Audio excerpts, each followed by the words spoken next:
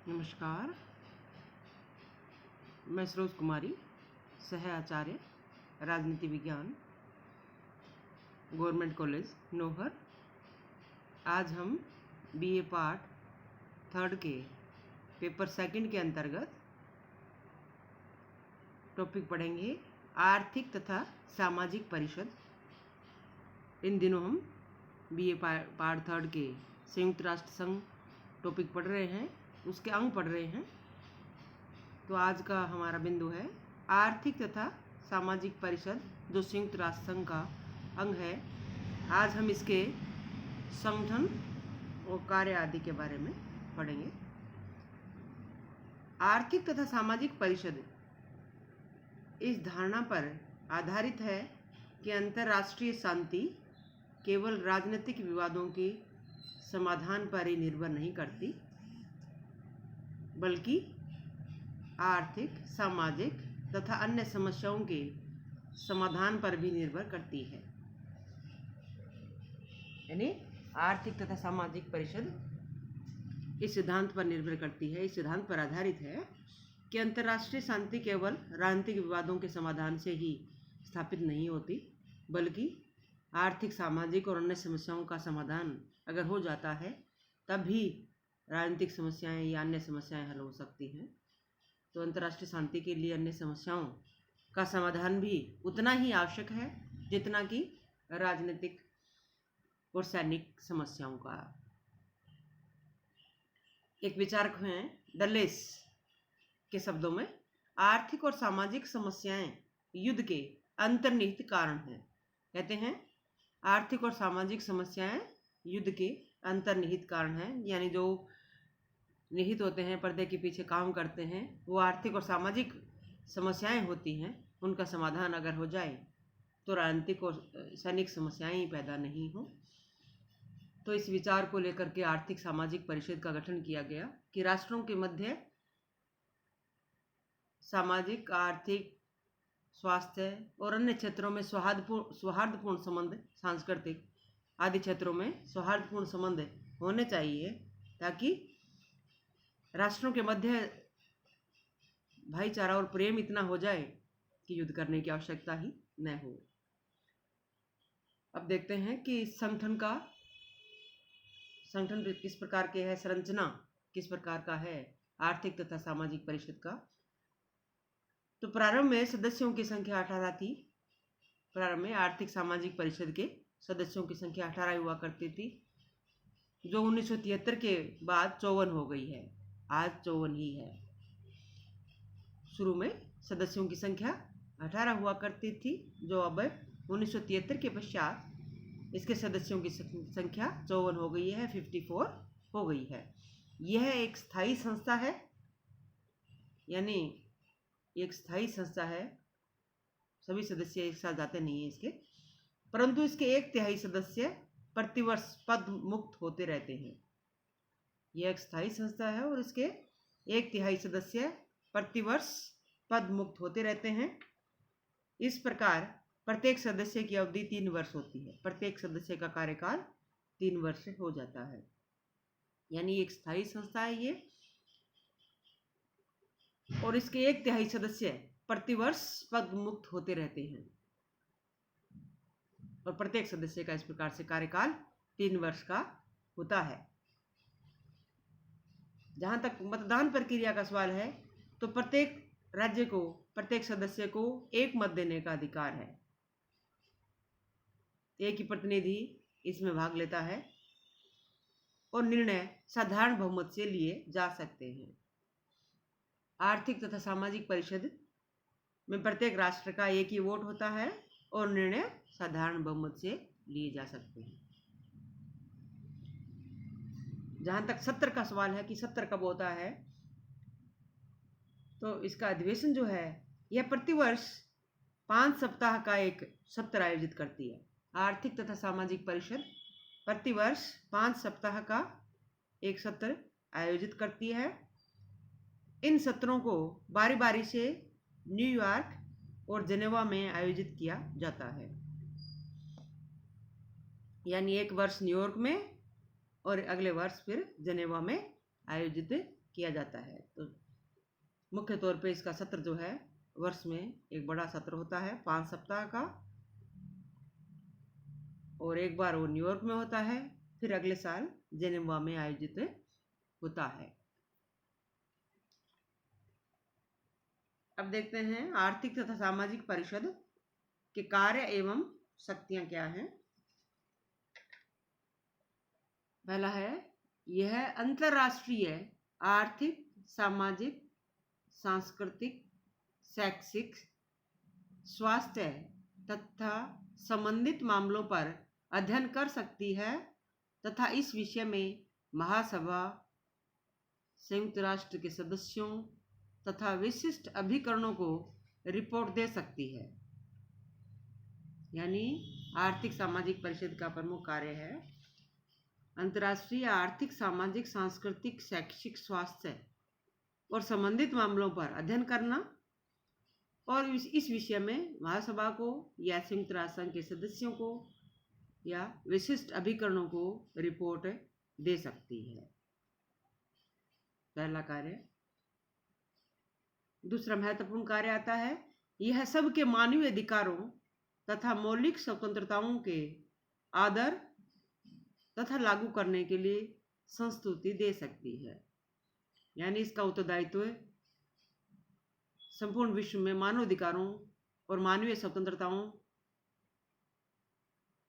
का आदर है कि नहीं है या लागू है कि नहीं है, उसको देखना, उसकी मंजूरी देना इसका मुख्य उत्तरदायित्व है। मानवीय अधिकारों की रक्षा यानी विश्व के प्रत्येक मानव को कुछ स्थितियां, कुछ परिस्थितियां, कुछ उनको अधिकार, कुछ मौलिक स्वतंत्रताएं उनको मिल रही हैं कि नहीं मिल रही, इस बात की पूरी गारंटी देना एक तरह से इस अंग का कार्य है। तीसरा है, यह अपनी क्षमता के अंतर्गत आने वाले विषयों से संबंधित अभिशिमों के आलेख महासभा को प्रेषित कर सकती है। यह अपनी क्षमता के अंतर्गत आने वाले विषयों से संबंधित अभिशिमों के आलेख महासभा को प्रेषित कर सकती है। ये इसका तीसरा कार्य है। चौथा है, अपनी क्षमता के अंतर्गत विषयों पर सम्मेलन बुला सकती है। यानी आर्थिक सामाजिक परिषद के जो कार्य क्षेत्र है, जो विषय आते हैं इसके अंदर, उनके अंतर्गत संबंधित सम्मेलन की अगर आवश्यकता है तो वो अंतर्राष्ट्रीय सम्मेलन भी बुला सकती है और बुलाती भी रहती है। आगे का कार्य है, सुरक्षा परिषद की प्रार्थना पर सूचनाएं प्रेषित कर सकती है तथा सहायता कर सकती है। यानी सुरक्षा परिषद अगर रिक्वेस्ट करती है, प्रार्थना करती है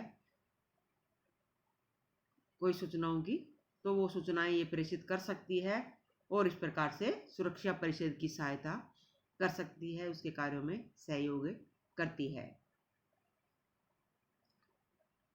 छठा आता है,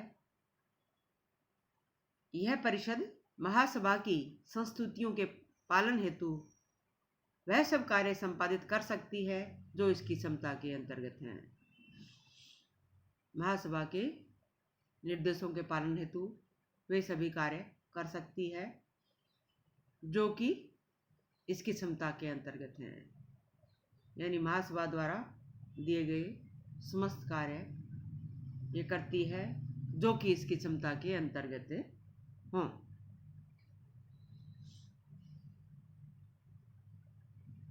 आगे आता है, महासभा के अनुमोदन से सदस्यों तथा विशिष्ट एजेंसियों की प्रार्थना पर सेवाएं अर्पित कर सकती है। महासभा के मंजूरी से, अनुमोदन से, स्वीकृति से ये सदस्यों को यानी राष्ट्रों को तथा विशिष्ट एजेंसियां जो विशिष्ट अभिकरण हैं की प्रार्थना पर सेवाएं अर्पित कर सकती है। यानी संपूर्ण विश्व में ग्राउंड लेवल पर अगर कोई सेवाएं और सहायता देता है, विशिष्ट एजेंसियां हैं और जो राष्ट्र हैं उनकी प्रार्थना पर महासभा की मंजूरी से ये सेवाएं अर्पित कर सकती है। आगे इसके कार्य में आता है विभिन्न विशिष्ट अभिकरणों की गतिविधियों में समन्वय स्थापित करना, यानी जो विभिन्न विशिष्ट अभिकरण हैं, संयुक्त राष्ट्र संघ के भाग हैं, जो संपूर्ण विश्व में कार्य कर रहे हैं, विश्व के कोने कोने में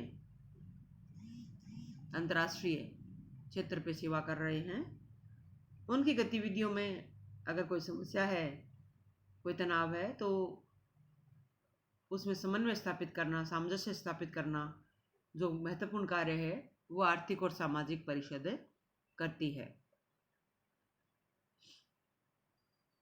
तो ये है कार्य एवं शक्तियां आर्थिक एवं सामाजिक परिषद के, यानी अभिकरणों के मांगा हुआ सहयोग, संयुक्त राष्ट्र संघ के अन्य अंगों द्वारा चाहा गया सहयोग, और विशेष तौर पे